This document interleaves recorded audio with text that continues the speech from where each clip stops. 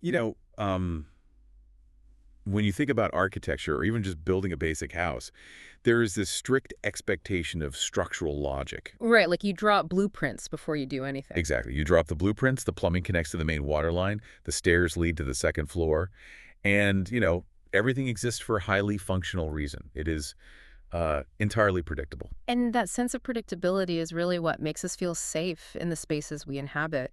I mean, we trust that a door leads to a hallway and not, a sheer drop. Yeah, but imagine walking into a house where the kitchen door opens directly into a black hole, Oh, wow. Yeah. and the living room is actively trying to analyze your deepest psychological traumas, and the hallway shifts its dimensions every single time you blink. That sounds terrifying. Right. Suddenly, those safe, logical blueprints are completely useless. Yeah. You are standing in an architectural landscape that is honestly just completely unhinged. Welcome to the Deep Dive. We have a really fascinating stack of sources today covering a single, seemingly obscure tabletop gaming booklet from 1981. Yeah, 1981's an old one.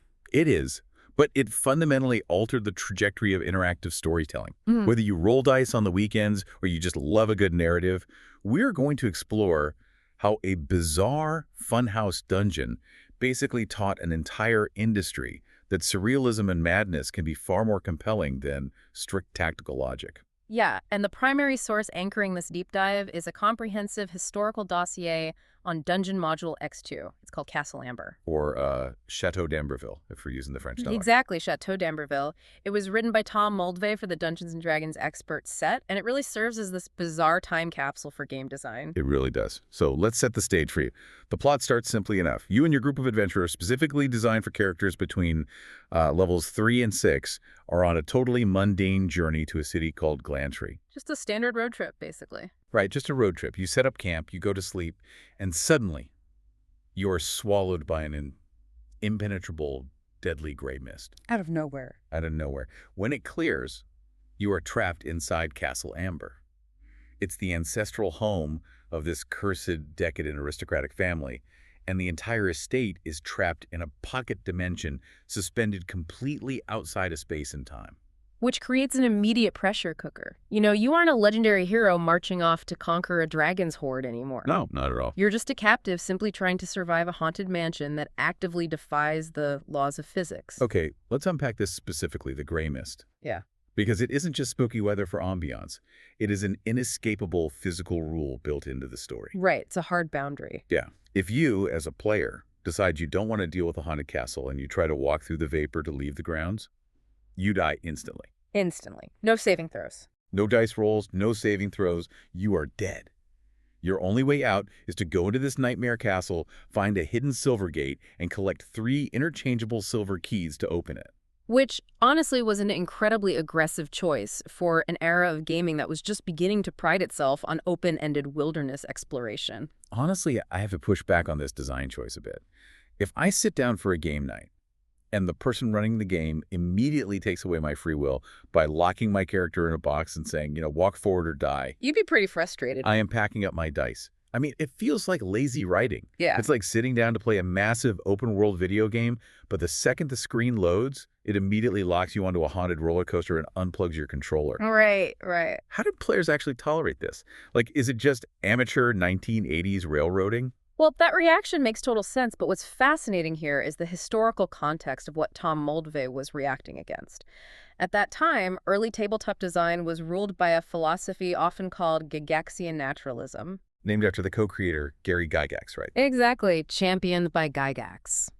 The reigning idea was that dungeons needed realistic, functioning ecologies. Meaning everything had to make logical sense within a fantasy world? Yes. If you put a subterranean monster in a room, you had to explain its food chain.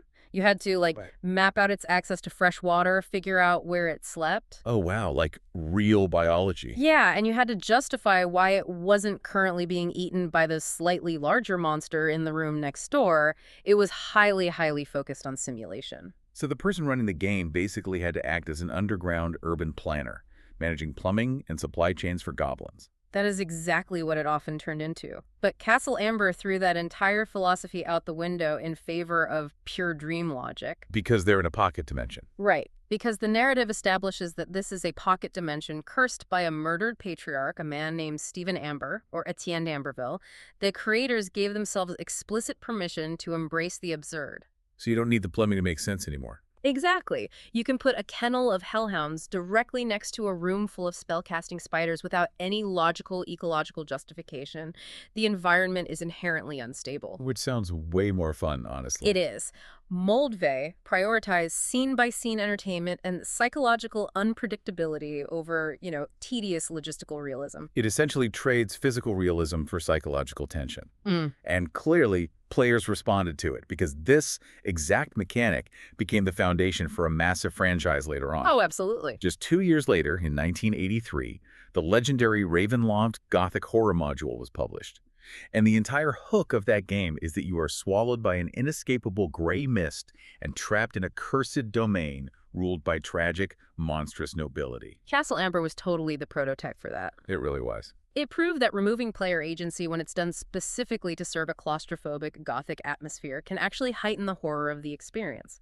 The mist isn't just a wall, it's the walls of a pressure cooker. Which naturally begs the question, what kind of people are trapped inside that pressure cooker with you? Because if the castle is this psychological funhouse, the inhabitants are the warped mirrors reflecting that madness. Yeah, the funhouse mirrors. Exactly. And this is where Tom Moldvay started borrowing heavily from some literal literary giants. The Amber family itself is a massive departure from standard fantasy villains, too. They really are. You aren't fighting a unified, militarized horde of orcs. You are dealing with individual, highly theatrical members of a French-inspired aristocratic dynasty. People like Charles, Richard, Simon, and Isabel. Right. And they are completely obsessed with pleasure and luxury while simultaneously just rotting away. They act out these bizarre, isolated obsessions across different wings of the mansion. Because they have been isolated for decades in this cursed temporal lock, their immense wealth and magical power haven't saved them at all. No, they're still trapped. Right, they've just given their madness an endless budget to fester. The encounters you stumble into are wild. Like, you might open a door and find a lavish dining room where you're forced to eat a multi-course meal with undead nobles. Just a casual dinner party with zombies. Yeah. And then down the hall, there is an entire overgrown forest cultivated inside a bedroom. Or you find yourself pulled into deadly games of chance, orchestrated by a strange little ape jester and his 3 permanently polymorphed white apes. It is so strange. It feels much more like a dark, twisted fairy tale than a tactical war game.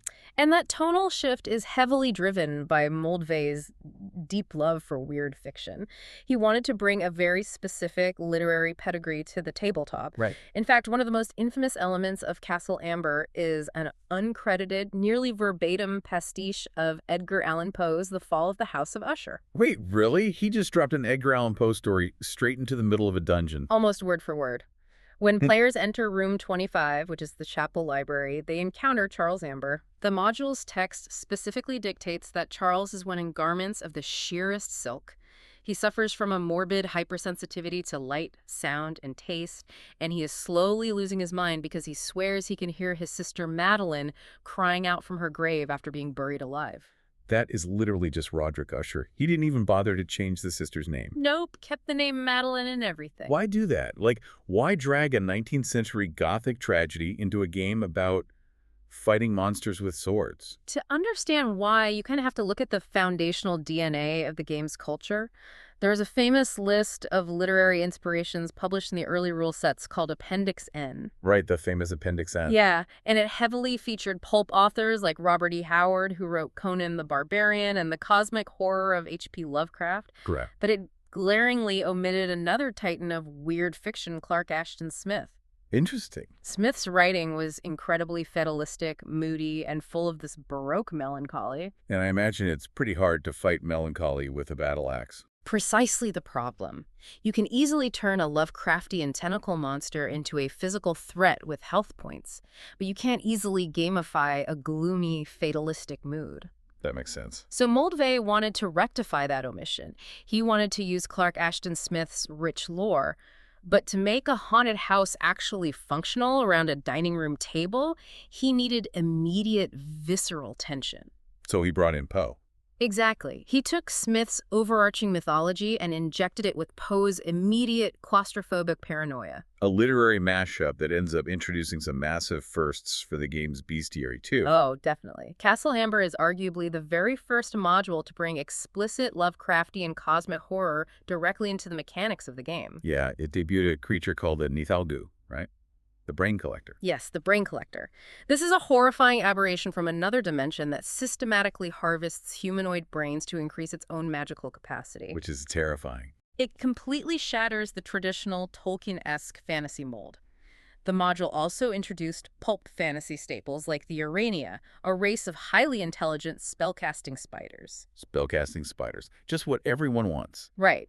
And it had anthropomorphic races like the feline Rakasta and the canine Lupin. So the inclusion of all this weird fiction drastically changed the flavor of the storytelling. But it didn't stop at the narrative layer. The module actually broke and rewrote the mechanical rules of how a player interacts with the world. Moldvay really used this bizarre setting to test the absolute limits of the game's core systems. There is a highly specific minigame hidden in this castle that I just find utterly fascinating. Players are forced into a non-lethal 5-round boxing match against magical homunculus constructs called Magen. A boxing match. Yes. It's like showing up for a gritty medieval sword fight, drawing your weapon, and suddenly the game turns into Punch-Out, while a high-level wizard stands in the corner acting as the referee. It completely upends the binary nature of early role-playing combat, where you usually just hit a monster until its health reaches 0. And the math of this boxing encounter is so stressful. You don't win by killing the Magen. You win rounds based on the total damage you deal with in a specific time frame. Right, you're scoring points. Exactly. And the referee, who is a member of the Amber family, uses magic to enforce the rules of the ring. No cheating allowed. None. If a player tries to cheat, use a weapon, or step out of bounds, the referee instantly casts spells like Wall of Fire, Telekinesis, or Hold Person to shut them down. That is brutal. And the most mathematically infuriating part, if you and the construct deal the exact same amount of damage in a round, it is a tie. But the rules explicitly state that all ties default to a win for the Magen. Of course they do. You have to actively outdamage them every single round to win the judge's decision. If we connect this to the bigger picture of game design, this boxing match is revolutionary. It proves that combat doesn't always have to end in a bloodbath. Yeah, that's a great point. It can be treated as a sport, a mathematical puzzle, or a high-stakes social encounter with heavily enforced constraints. But the mechanical whiplash doesn't end in the boxing ring. Once the players finally survive the funhouse, find those 3 keys, and step through the Silver Gate, the entire paradigm of the game shifts again. Because the gate doesn't lead home. No, it does not. It transports you out of the castle and into the parallel world of Averon. Which is the realm created by Clark Ashton Smith. And in Averon, the rules change on a fundamental atmospheric level.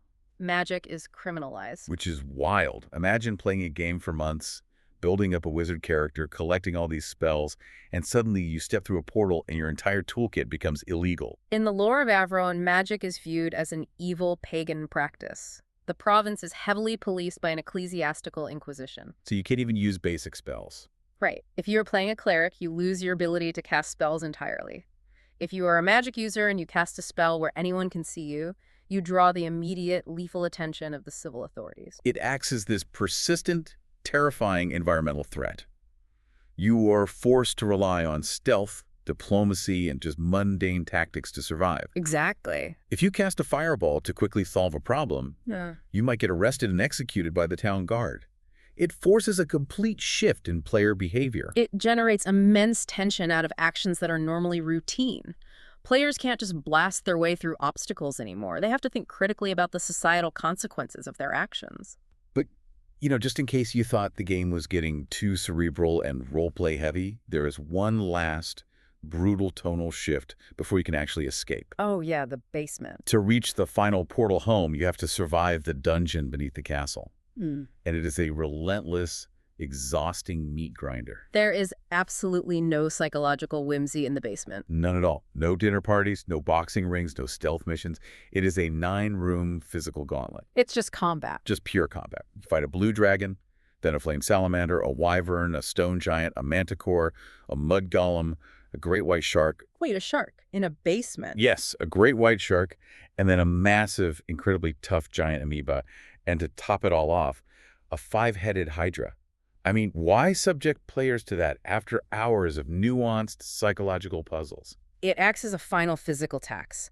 The adventure has tested the players' minds, their creativity, and their restraint for hours. Right. The gauntlet demands that they utilize every single remaining physical resource, every potion, every arrow, every scrap of health just to survive. It ensures that the escape feels brutally earned. Here's where it gets really interesting. The radical, chaotic nature of Castle Amber wasn't just contained in its narrative or its mechanics. The weirdness seemingly bled right into the physical production and the real-world history of the booklet itself. The physical artifact is almost as strange as the adventure it contains.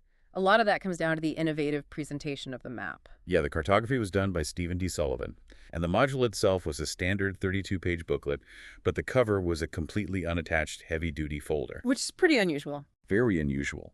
The map of the castle's layout was printed directly on the inside of that cover folder. Which was actually a brilliant piece of functional design for the person running the game. You didn't have to constantly flip back and forth between the pages of the booklet to figure out where the players were standing. Oh, that makes sense. Yeah, you can physically stand the cover up, use it as a makeshift screen to hide your notes, and have the entire architectural layout visible at a glance while reading the encounter descriptions. But the front of that unattached cover folder hides one of the greatest secrets in gaming history. Yes, the iconic cover art, painted by Errol Otis.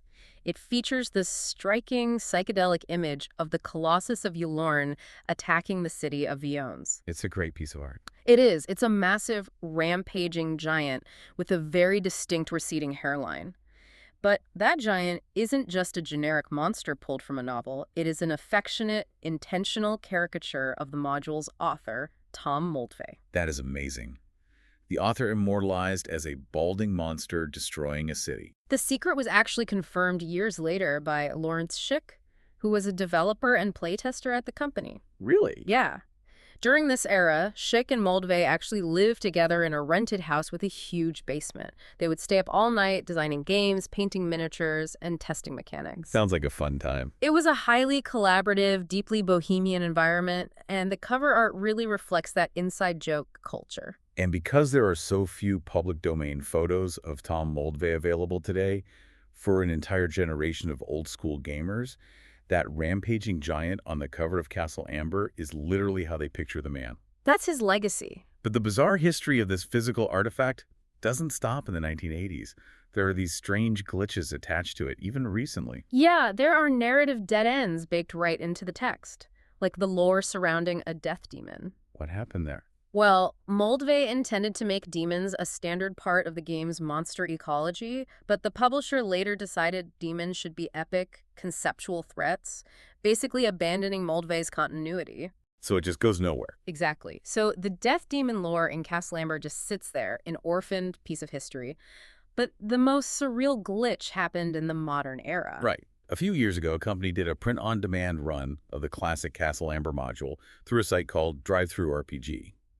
But a massive manufacturing error occurred at the printing facility. A huge error. Buyers who ordered this 1981 classic opened their copies to discover that 25 pages of an entirely different, highly modern, grimdark indie RPG had been bound directly into the middle of the book. Specifically, it was an adventure called The Plagued Crypt of Helvet, designed for the heavy metal role-playing game Morkborg. Morkborg.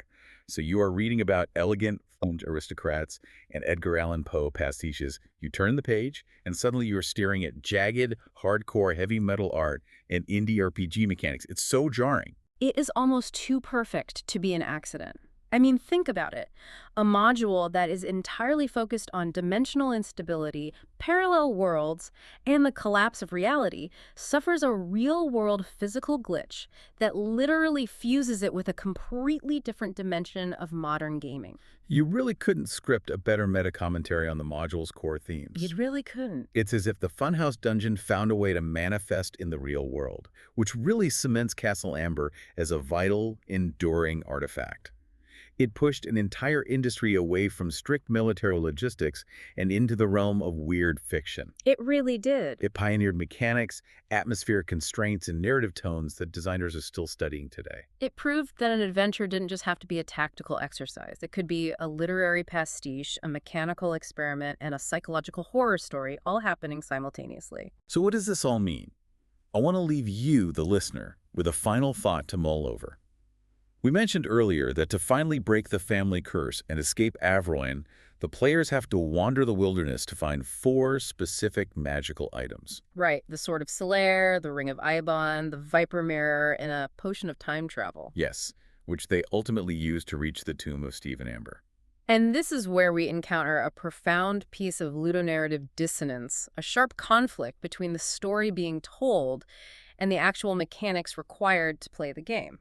In Clark Ashton Smith's original stories, the tragedies and epic events tied to those 4 items happened centuries apart, spread across the 13th, 14th, and 15th centuries. Right, they weren't connected like that. But for a tabletop game to actually function, Tom Moldvay intentionally collapsed all of those distinct historical eras into a single simultaneous timeline.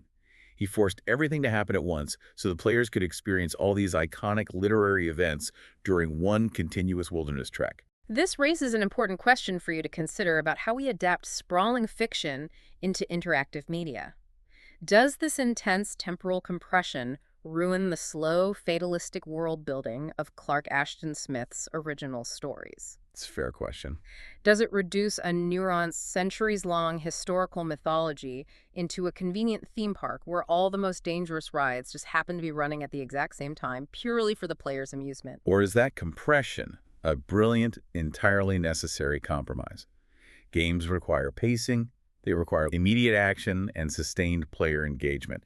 Maybe collapsing 300 years of history into a single afternoon is the only way to make a sprawling literary epic actually functional for a group of friends sitting around a dining room table. Exactly, you have to keep the game moving. It highlights the ultimate tension between preserving narrative integrity and creating compelling game design.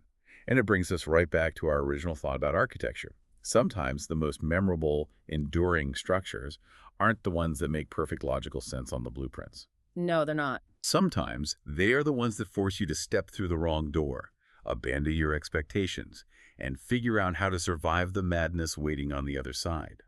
Thank you for joining us on this deep dive.